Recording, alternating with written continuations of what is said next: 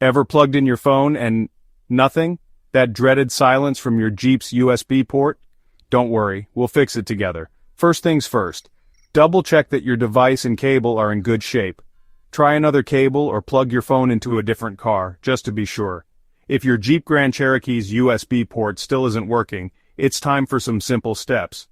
Start by turning your engine off, then back on. Sometimes a quick reset is all it needs.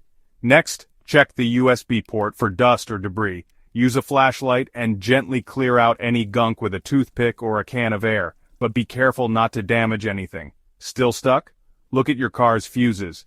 The USB port usually shares a fuse with the radio or infotainment system. Check your owner's manual to find the right fuse, then see if it's blown. If so, swap it for a new one with the same number. If none of that works, your port might be faulty, or there could be a bigger issue with the car's system. At this point, it's best to visit your dealer or a trusted mechanic.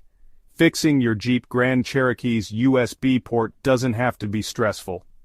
Try these simple steps, and you'll be charging up again in no time. Thanks for watching. Don't forget to like and subscribe for more car tips.